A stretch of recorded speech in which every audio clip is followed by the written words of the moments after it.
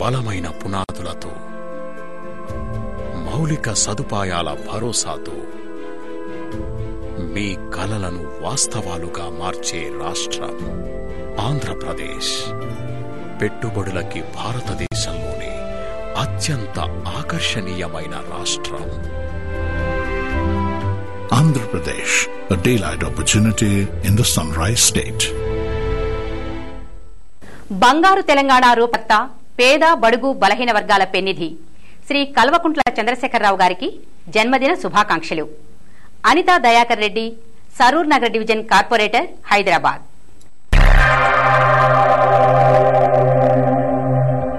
ఏ graduation అయినా, BTech లో ఏ బ్రాంచ్ అయినా మీరు సాఫ్ట్వేర్ ఇంజనీర్ అవ్వచ్చు. ప్రాక్టికల్ ఓరియంటెడ్ ట్రైనింగ్ ని 100% జాబ్ గ్యారంటీని ఇచ్చే సంస్థ మీడియా 3. ఒక్కసారి విజిట్ చేయండి. మీ ప్లేస్మెంట్ మా బాధ్యత.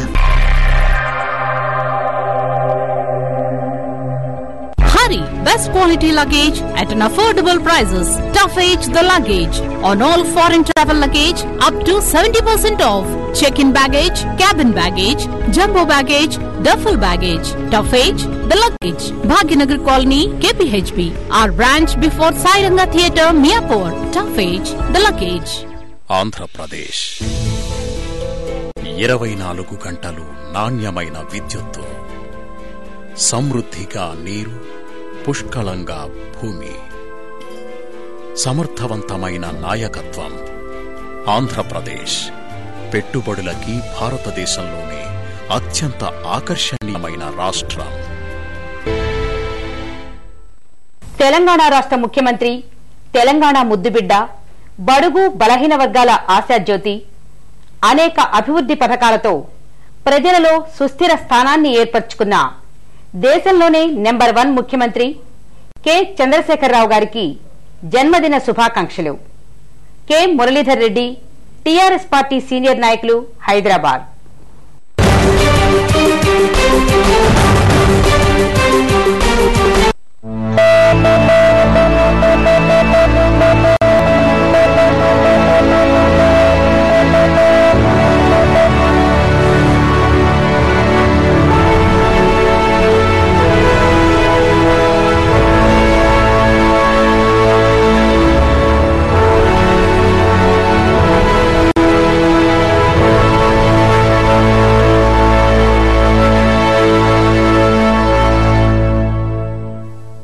Herzlich willkommen, liebe Zuschauer. Welcome, dear viewers, dear listeners.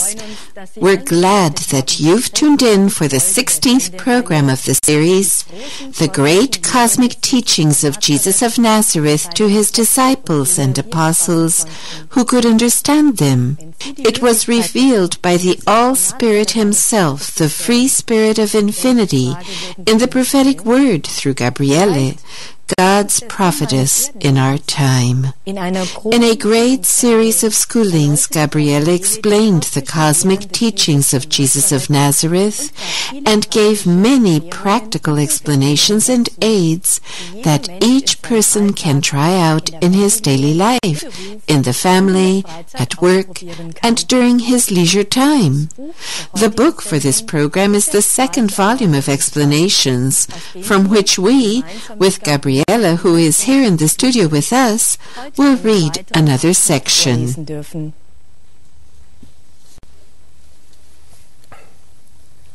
Wir lesen einen Lehrsatz. We read an axiom from the great cosmic teachings of Jesus of Nazareth. The one who moves in the forecourt of the temple or on the roads to the temple, that is, the one who has not entered the temple, still lives in the disorder of his world of sensations and thoughts. As a result of this, he also sees only himself, his base self, and also speaks only of himself, his base self, because his consciousness cannot yet grasp and penetrate the disorder. Such a person speaks only himself, and sees only himself, and hears only himself.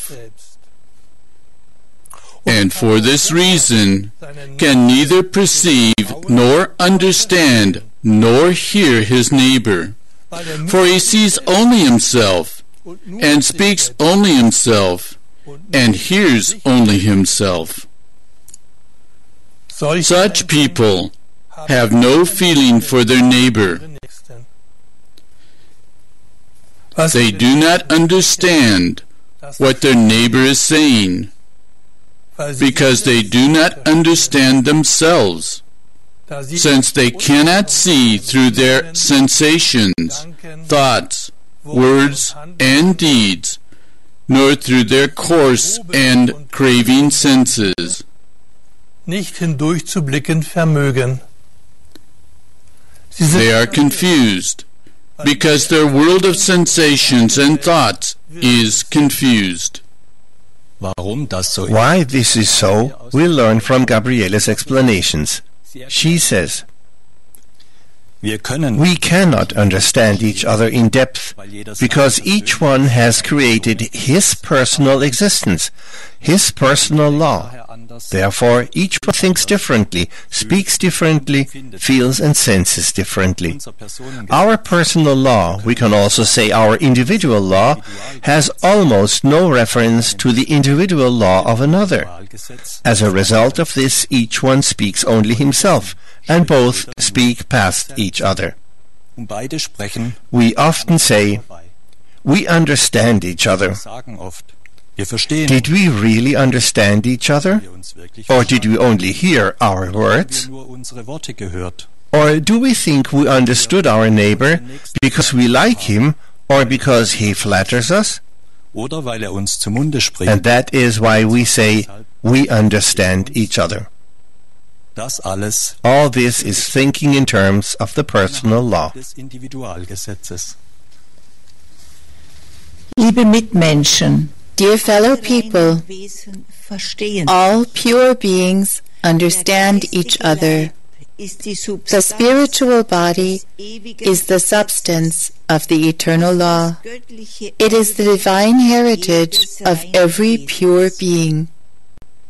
We are on earth to become divine again, to find our way out of this confinement, of this limitation of our human ego, of our me and mine, so that our consciousness may expand and break through the limits of the human ego and enter into the divine unity and freedom, into our spiritual heritage. The spiritually alert soul has many opportunities to lead its human shell to where the person is able to perceive some of the aspects of that life that the awakened soul longs for. In another axiom, the All-Spirit says, the true and all-penetrating takes place only in the innermost of your temple, in the Holy of Holies, with the All-Holy and through the All-Holy God. Only in you do you behold and recognize how many gifts you can give your neighbor from the treasure of your innermost being, what he is able to take in order to grow and mature spiritually. And so, it is in you that you behold and hear the quantum that you may offer to your neighbor, which is then also of benefit to him. Gabriela expands upon this axiom of the Spirit of God in order to point out to us how we can draw closer to this high goal step by step. The true and all-penetrating takes place only in the innermost of your temple, in the Holy of Holies, with the All-Holy and through the All-Holy God. What does this want to tell us? Each one of us is the temple of the Holy Spirit. We enter the Holy of Holies, which is in us, through the actualization of the Ten Commandments and the Sermon on the Mount. The more often we enter the Holy of Holies, the more intimate is our communication with the Spirit of God in us. In this way, we free ourselves from our personal law, from our individual thinking, which, in the end, is focused solely on ourselves, on our base ego. Then we draw more and more from the wellspring of life, which is our spiritual heritage. We continue reading in Gabriele's explanations. Through the unfoldment of our spiritual heritage, our spiritual eyes also open, the eyes of our soul, which then penetrate matter and also the words of our neighbor. For the person whose soul moves in the light of God, words are mirrors. All of matter is merely reflection, not reality. It is only the result of our deeds, of our projections, of our conceptions. The one who sees through the mirror, the projections, fathoms his neighbor in his inner being, and at the same time knows what he can give him as gifts of love. The wise one, who draws from the source of life, knows the amount. He knows how much he can say. He also knows what he has to say, because he sees through the things, the thoughts, the words, everything that exists, and sees through the person, for everything is only reflection. The mirrors deceive. Our earthly eyes see only the reflection and deceive our senses. Delusion judges and makes value judgments. The clarity of the soul, the eyes of the being, behold what is real, because the person whose soul has become a clear wellspring does not judge and make value judgments. He has understanding and goodwill. The All-Spirit speaks in his great cosmic teachings. Know that if you have become the being, then all things and everyone are in you. You behold, hear, smell, taste and touch in you and through you, because everything that the external contains in itself is the life in you. Das ist das Leben in dir. Deshalb wohne in Therefore, dwell in yourself. Then you also behold yourself, the self, in all things, because you are the self, the being, and all things in turn are the self, the being. Then you behold a part of your true self in the minerals, in the world of plants, in the world of animals, and in the stars. And you perceive all that is pure in you, the pure one, as light, as power, as a part of you. What you see externally has, just like you, light and power in itself, in its inner being. That is, it is as essence in you, and thus a part of you. Liebe Mitmenschen, dear fellow people, we heard the words of the Spirit of God. If you have become the being, then all things and everyone are in you. When this has been achieved, then we are the being, and the being is unity. Then the stars are no longer far from us, because God is close to us. Then the substance of the nature kingdoms, the life, is no longer far, because God is close to us. Then we are conscious heirs to infinity and conscious images of our Father.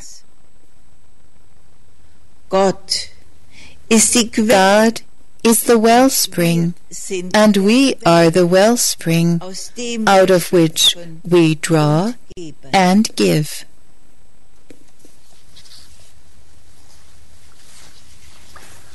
The free spirit continues. The one who lives in this noble, fine, and pure awareness will not wantonly destroy any external life form, because he then disturbs this part of life in himself and thus becomes the disturbed one, who destroys everything that he believes does not serve him. Through this externalization, war, murder, and discord came about. Recognize, this means that what you kill wantonly, people, animals, and plants, that is what you shadow in you. You disturb your own life and remain the disturbed one, the ego person, who affects his environment in a destructive manner. We read the following about this in Gabriele's explanations. Let us look into our world. There are many who are disturbed by much. This means we are disturbed by our inputs in the causal computer system, because we are no longer the being, but the me and mine. Our state of being disturbed also destroys, because we no longer have communication with the substance in all forms, because we think only of ourselves, always only me, I am my best friend. This is where the disturbance is. Because of this, we also destroy our environment, and thus affect our planet Earth, the Mother Earth.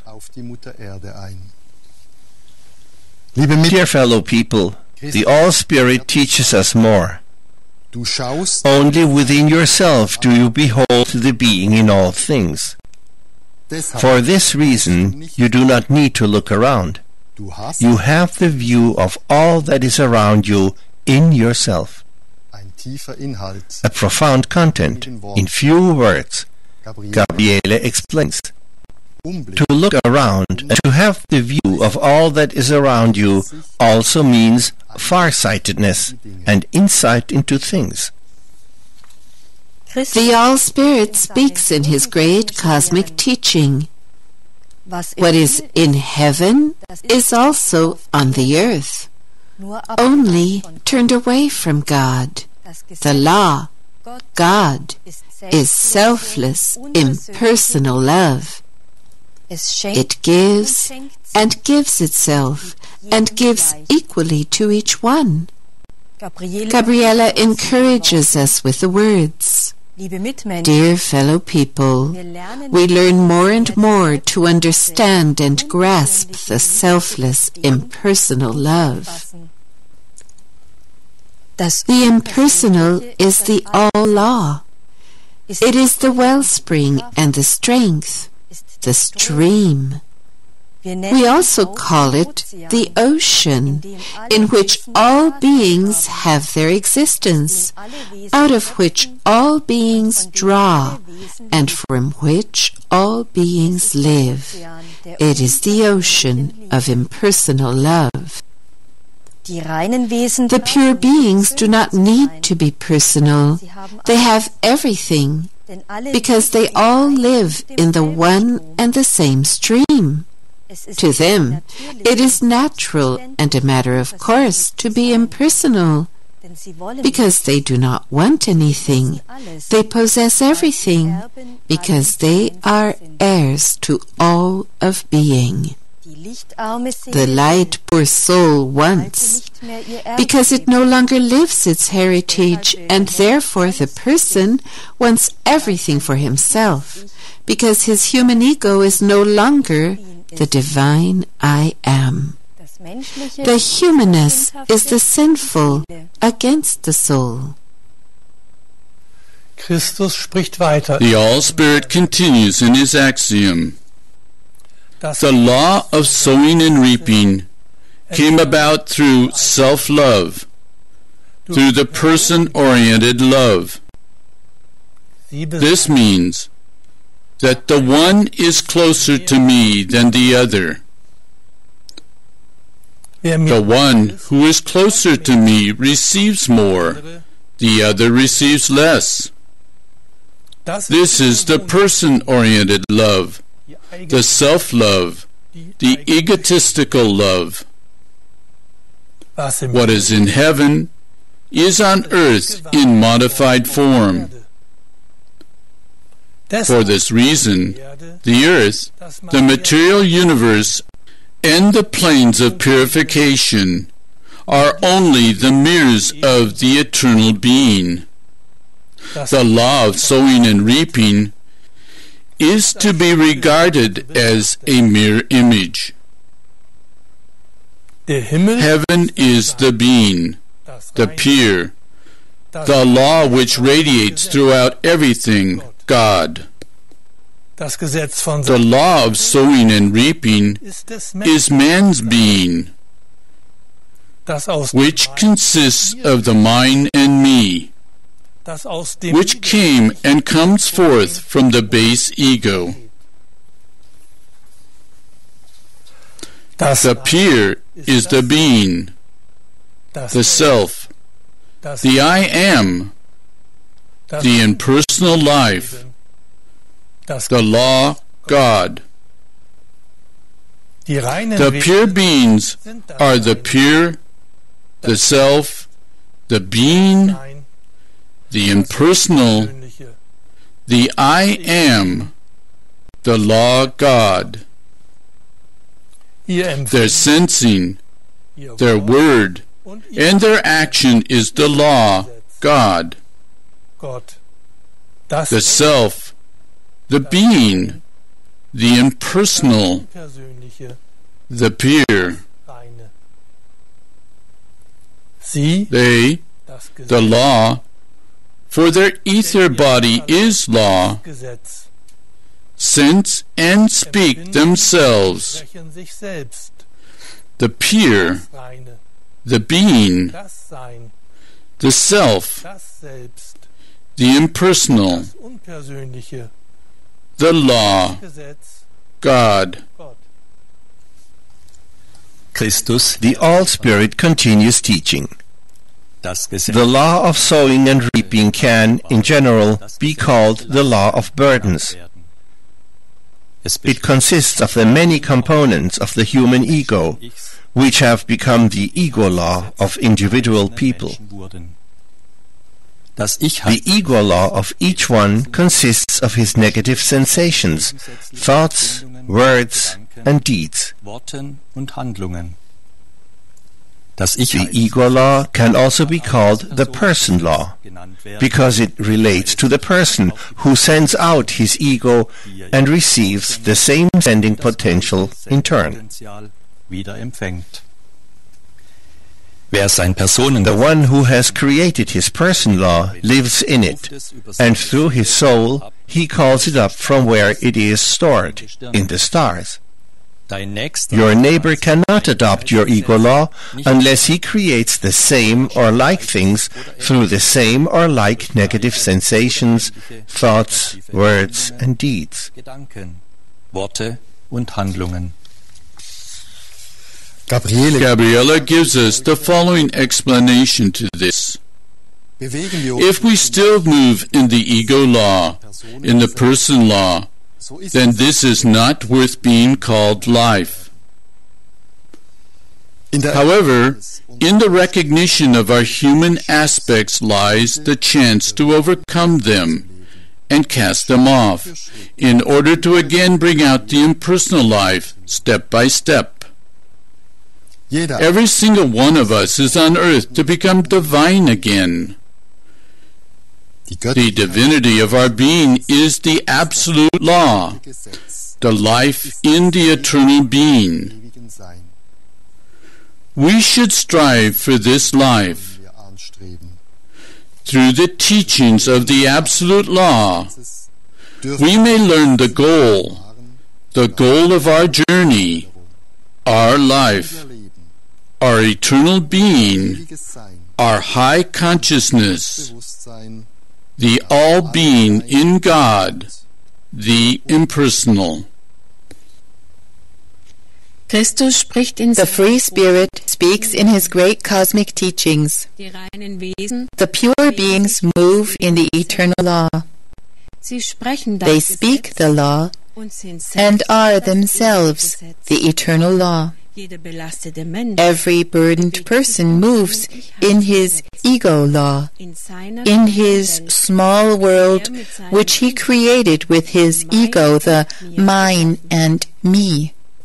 He speaks his small world, that with which he built his ego law. According to this law, he feels himself, thinks himself, speaks himself, and acts as he feels, thinks, and speaks. That is, he feels, thinks, speaks, and acts according to his base self, his base being. The human self, that is the base ego, has no eye, no ear, and no senses for his neighbor, only for itself. We continue reading the axiom of the Spirit of God. The human self finds no entry into the divine self, into the Holy of Holies, and thus cannot feel, recognize, see through, and experience its neighbor, because selflessness is not yet developed in the externalized person.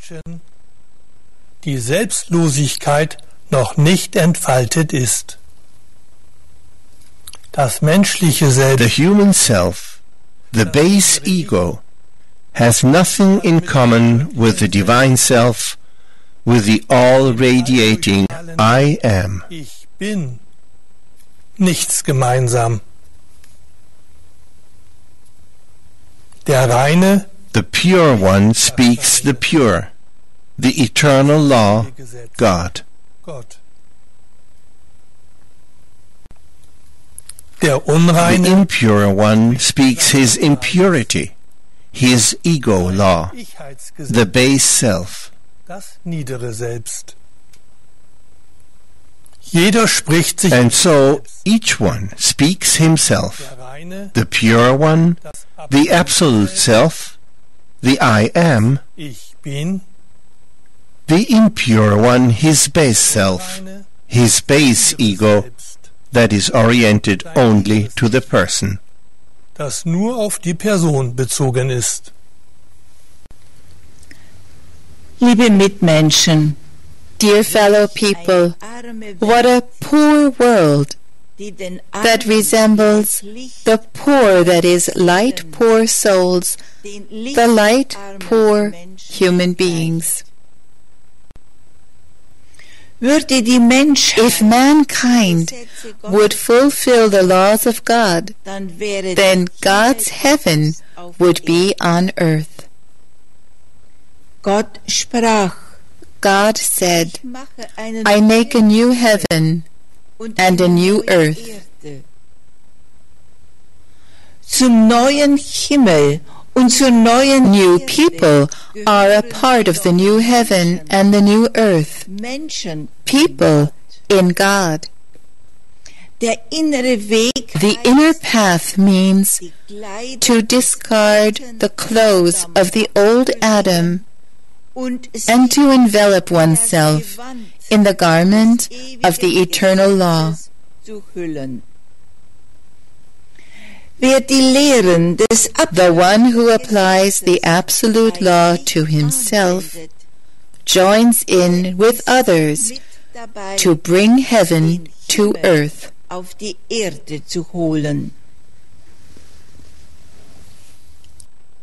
Dear viewers, dear listeners, we would be glad to have you tune in again for the next program. Then await us truly cosmic teachings that will help us to find our way to inner tranquility and stillness, and show us how we can draw up the ideal picture of our true being.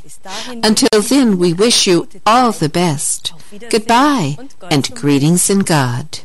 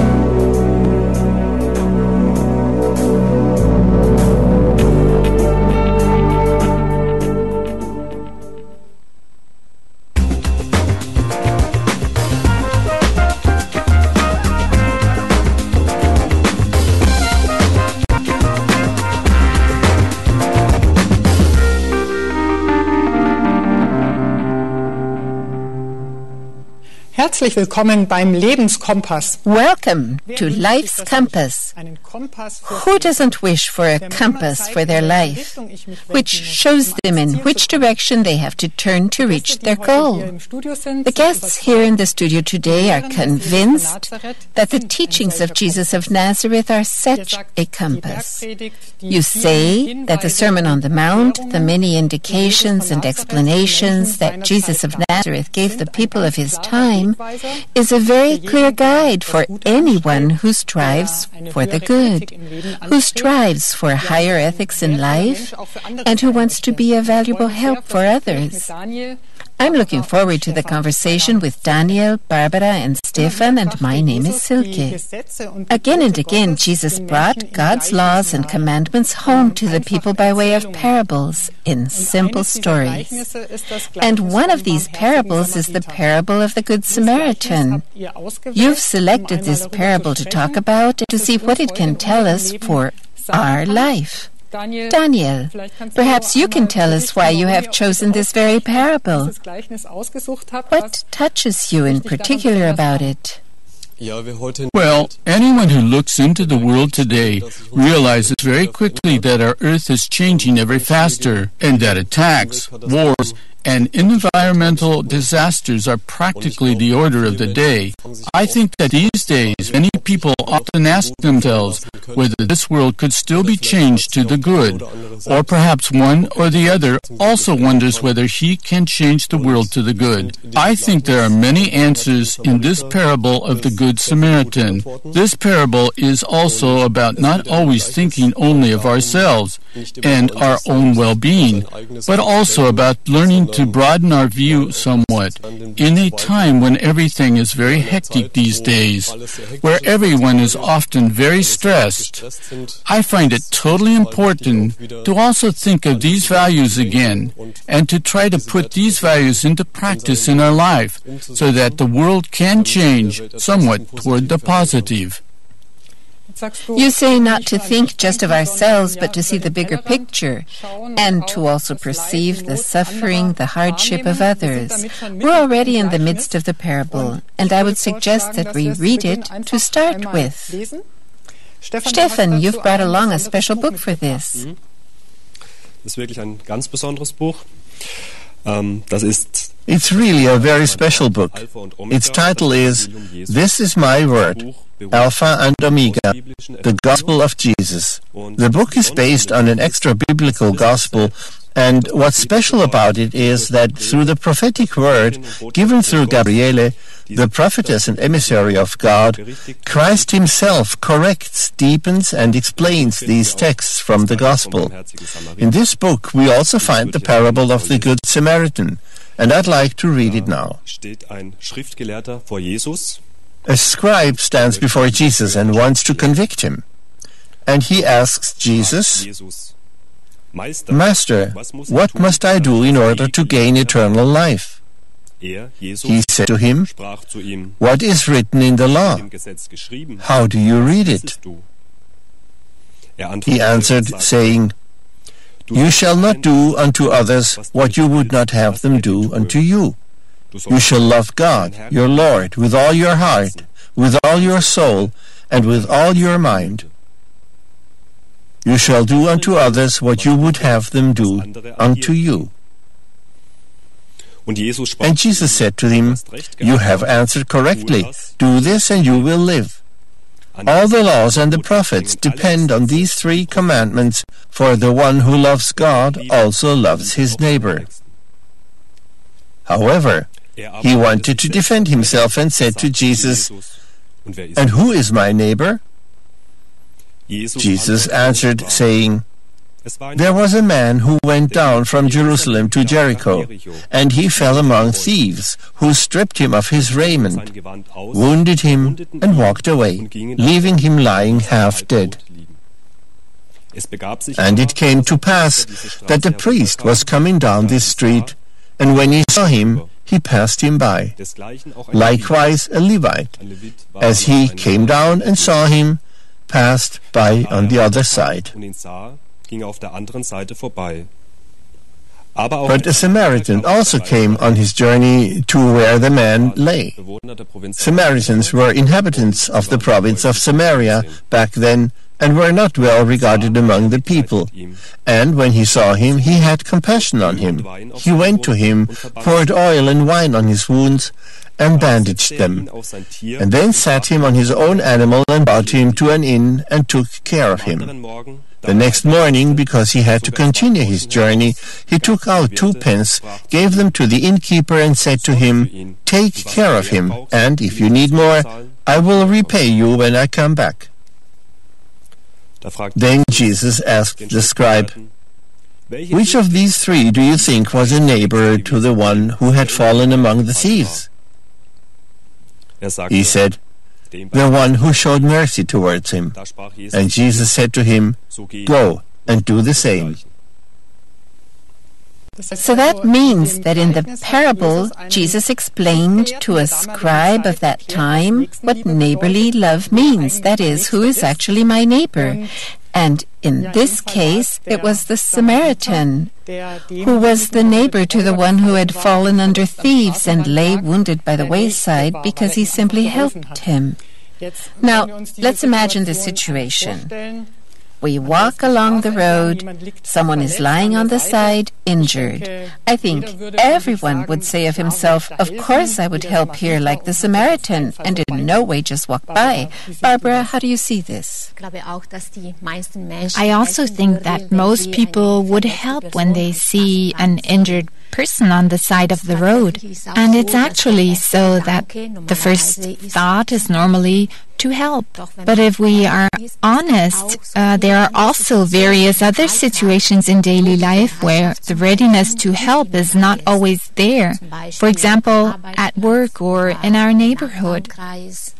And I've observed that after the first impulse to help the other one, then other thoughts come.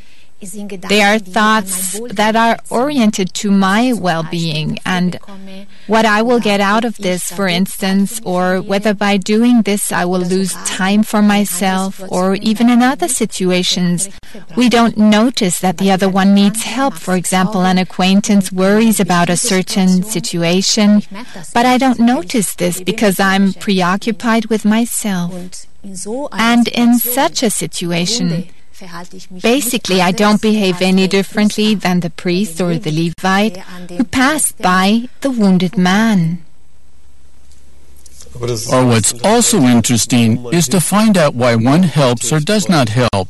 Because, for me, I've understood that the Good Samaritan helped selflessly, and so he didn't want any reward or recognition for this. He simply saw the person who was really in need and helped him according to his possibilities, and I think that's exemplary. Samaritans were, as you already mentioned, not particularly well regarded by the people at the time of Jesus of Nazareth. The priests even considered them pagans, so they were practically ostracized from society. I also think it's interesting that in this parable, which he told to the scribe, he chose a Samaritan of all people. So in the eyes of the scribe, a pagan, who was the one who helped the wounded man in an exemplary manner. How do you explain this? I think that with this, Jesus wanted to say that it doesn't depend on one's faith or status. Perhaps that was exactly what he wanted to point out to the scribe, that instead, it depends on one's actions. What I also find interesting in the parable is that of all people, Jesus chose a priest and a Levite, that is, a temple servant, as the ones who passed by the wounded man. And this parable also tells me, as you already mentioned, that what really counts is the deed, the good deeds, and not so many nice words. And also, to the scribe who asked Jesus, "What must I do in order to gain eternal life?" he said that he should act like the Samaritan, that is, perform good deeds. Thus, the teachings of Christ are the teachings of the deed. So Jesus had already told us how we can put this into practice in specific situations. I think that everyone is free to try this out, to not only talk nicely, but also to do something good for the others. We've now already shed a light on several very interesting aspects that are in this parable for you. It depends on the deed, for example, not on belonging to a faith or having a certain status. We also asked ourselves how readily we really help others in daily life.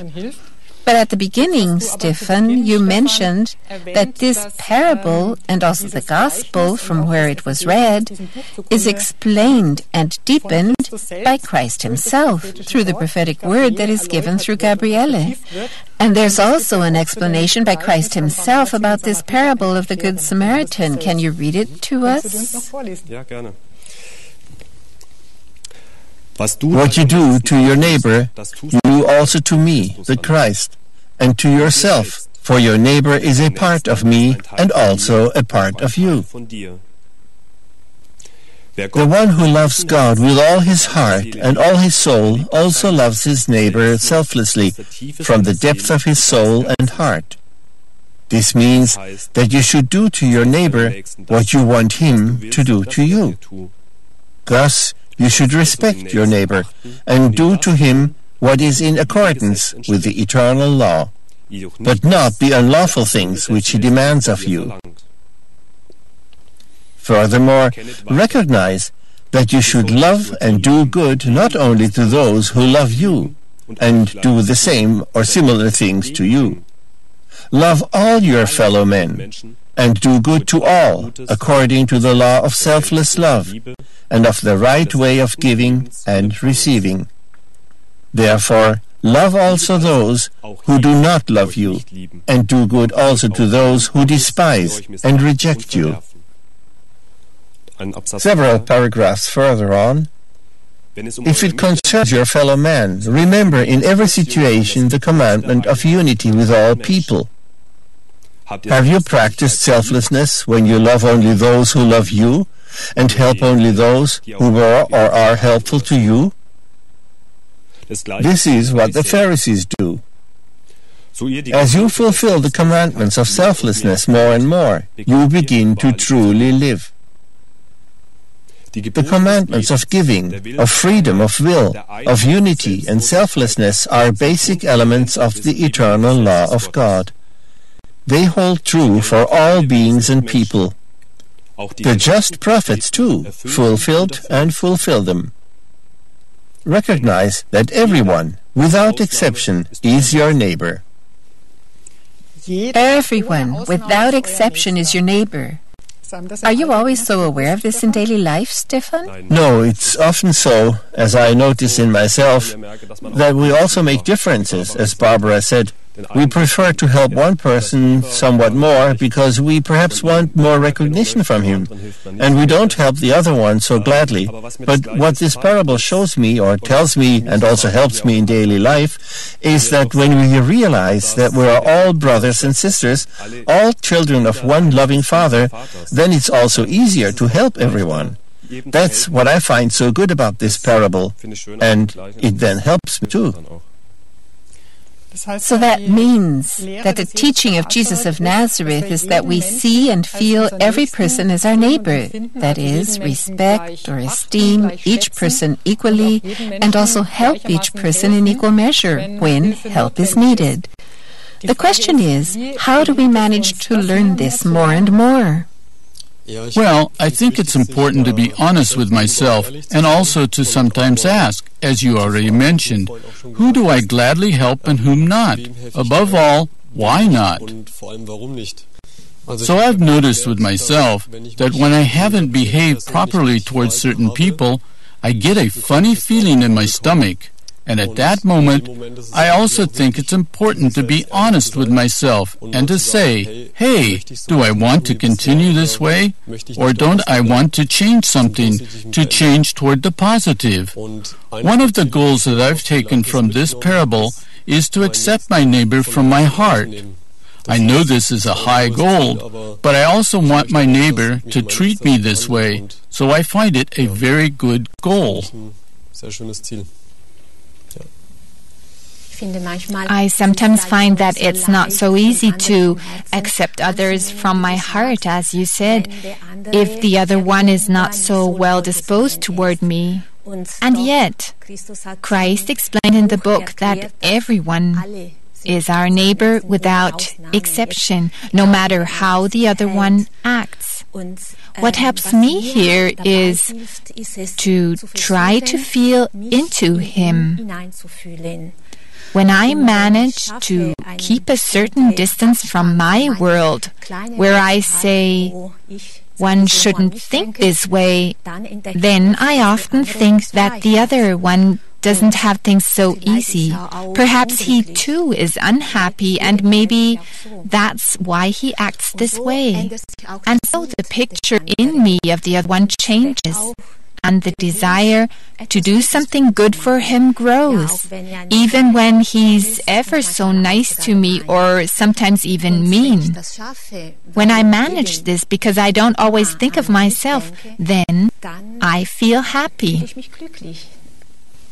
You've now described how it is when you manage to feel into the other one, that in you he then also grows closer to you, and you can also see that he perhaps needs help. Now, I have a totally different question. What about when someone doesn't want any help at all? Stefan? That's a good question. I think that we can offer help to someone, but we shouldn't force it on him. Ultimately, each one has his free will, and Christ also says this in the explanations. I'd like to read it. However, in the commandment of giving, take into consideration the free will of your neighbor. If he does not want your selfless help, then do not give it. But if he wants your selfless help in order to become rich through you, for instance, so that he need not work to earn his bread, then offer him your help to find work, so that he can earn what he expected of you. So that means that sometimes it can also be a help to the other one when we help him to help himself. Or how do you understand this? Isn't it often the case that we help someone to look good, to be the nice one? And here the question is, are we really helping him? I'm a handyman, and people often ask me, can you do this or that for me? Sometimes I then realize that they could actually do it themselves. They are merely taking advantage of me because they don't want to do it themselves. And here I do help the others when I say, come, I'll help you, we'll do it together. And then the next time you can do it yourself. And that then makes us happy when we can do things ourselves and are successful in doing things where we previously always asked for help.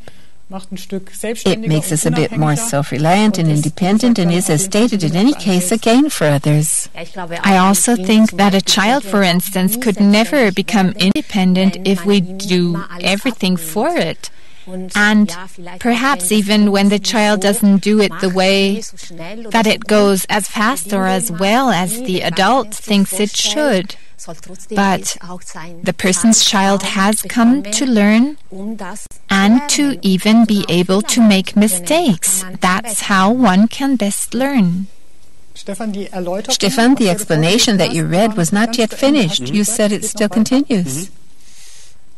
In the explanations, Christ states still another very interesting aspect. It concerns compassion. We often know compassion in a way that we empathize with someone by saying, "Oh, you poor fellow, you feel so badly." And here we are not really helping him. But in part of the explanations, Christ says how compassion can really be a help for our neighbor. And I'd like to read it. In the law of life, compassion means to feel, to empathize with the person who is suffering in order to sense what he needs. The word compassion also means to practice mercy. However, not to join in with the wailing and to deplore and pity your neighbor as a poor fellow. For the one who acts in this way can thereby awaken self-pity in the one who is suffering, thus contributing to his getting caught up in his own grief through self-pity.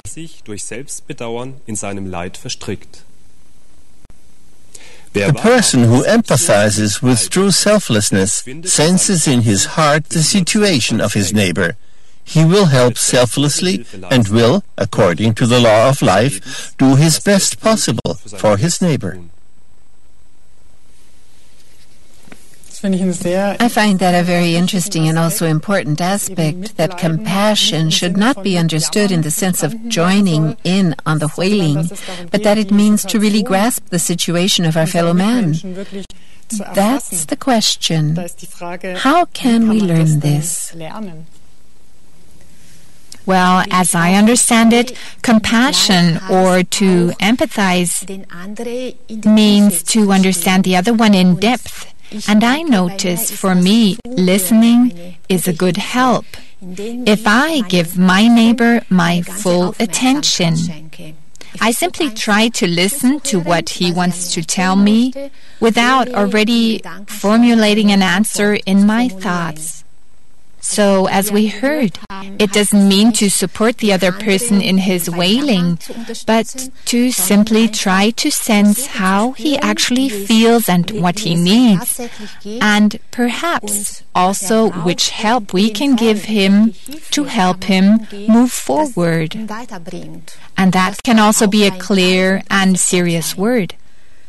This way, to feel into the other one can also be practiced often during the day. This brings more understanding for the other person and also a certain clarity in the situations that come to us. Compassion, to empathize. Daniel, what are your thoughts regarding this? Well, with the topic of compassion, I also think of the earth, that our planet has to suffer under us human beings, above all the animals, who have no voice in this world and are often raised by the thousands upon thousands under the most horrible conditions for the consumption of meat or for research purposes. And when you see a program about this in a newspaper or on television, we also think, oh, the poor things, but what do the animals get out of this? I mean, do we help them more by empathizing with them, or perhaps by thinking about stopping to eat meat?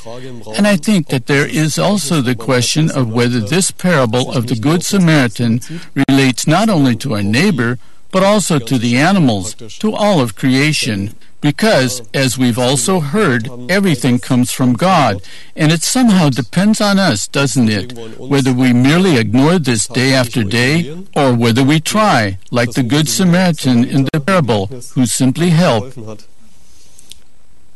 That means to not heedlessly pass by nature, and that begins already in the front garden. When I see a plant that's dried out, do I care for it? Or do I think, oh, someone will surely do that? Ultimately, if everyone acts that way, then the plant gets no help. So I have to go into action and say, I'll see to it that it gets water. Over and over again, it's about doing. I think your examples have shown all of us that basically at every moment of the day we are asked, do we act like a Samaritan or do we act like the priest? Am I alert in the situations of the day? Do I perceive where help is needed? Do I do something or do I simply walk by with blinders on and don't even perceive where help is needed? I think our conversation pointed out how many fundamental helps for life are conveyed by this parable of the Good Samaritan, which, thanks to the explanations from Christ himself that you also read, everyone can now understand even more deeply. Many thanks for the conversation. It was very interesting, very insightful. Until next Life's Compass, all the best and goodbye.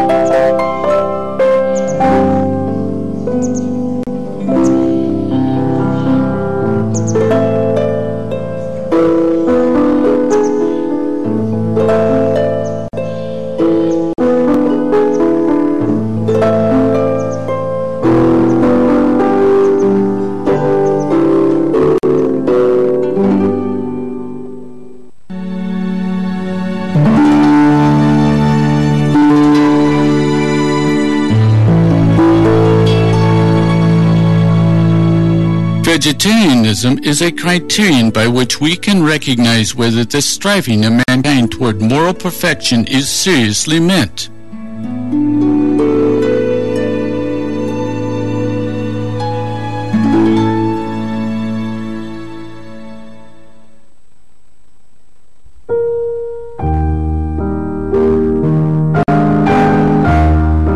Tiere und Natur lieben lernen heißt, to learn to love animals and nature means to see oneself as God's creature, as a person who loves God's works, that which God has created for us human beings. Who gave life to nature in its diversity and beauty? Man would say, the earth, or the corresponding seedling. This leads to the question, who created Mother Earth in her diversity? And who the seeds of the flowers, the bushes and trees? Who? God or man? It was not man. Consequently, he does not have the right to lay a hand on nature, especially when nature is filled with sap. Wer hat den Menschen erlaubt? Who allowed man to cultivate trees for the Christmas celebration, for instance, so as to then cut them down as tree children? Who? Never God. It was and is the cruel fellow man who disregards, destroys, and exploits the trees, bushes, flowers, even the minerals. God is the life, and everything that bears the life from God also belongs to God, and not to the cruel fellow, man. God made all things. He had it come into being for us human beings, not to abuse, but for the well-being and joy of man.